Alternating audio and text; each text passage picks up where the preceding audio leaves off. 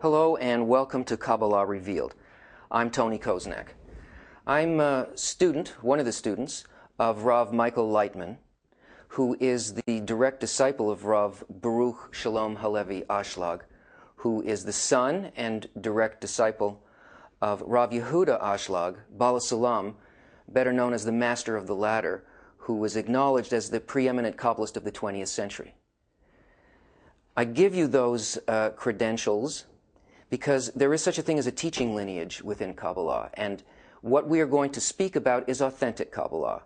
And we're going to give you a perspective, not of scholars, but of practitioners, people who are Kabbalists. And in this series, you'll get not only an overview of authentic Kabbalah, but also the keys, the basic concepts, the ways of approaching this wisdom so that it can open to you. Because it is a way of study, a way of thinking, and a way of feeling very different from our normal sense of things. And it requires, as any skill does, a mastery of the basics. And in our series of 20 or so lessons, we will cover all of the ones that are important for you to know. But let's start with an overview of Kabbalah, because there's a great deal of confusion about it. There's a lot of information about Kabbalah out there. There are, I think, maybe 1,000 books a year are published on the subject, and almost none of them have anything to do at all with Kabbalah. They're just some kind of a mishmash of people's imaginations of what they think it could be, what it should be, their intuition, their imagination.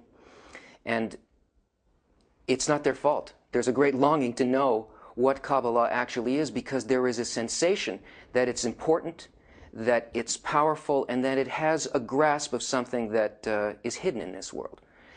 It's called a hidden science for 3 reasons.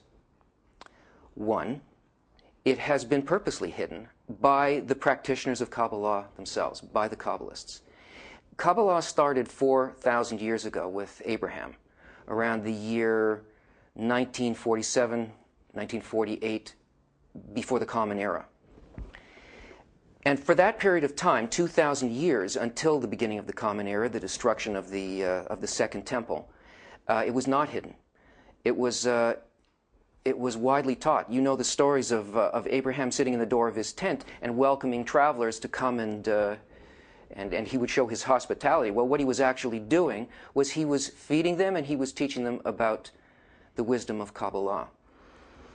And the type of souls that lived at that time in this world were a little bit more refined than the souls that live now, and they understood it more naturally. But something occurred at the beginning of the Common Era, at the destruction of the temple, that made it impossible for people of that generation and for the 2,000 years that followed to really understand anything in Kabbalah. That's the point at which religions appeared.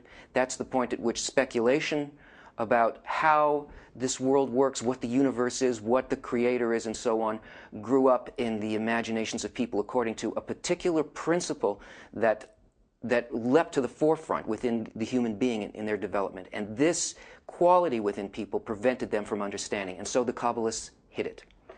So if you don't have access to something, you still have the books. The problem is that it's also called a hidden wisdom because the books themselves are written in a very special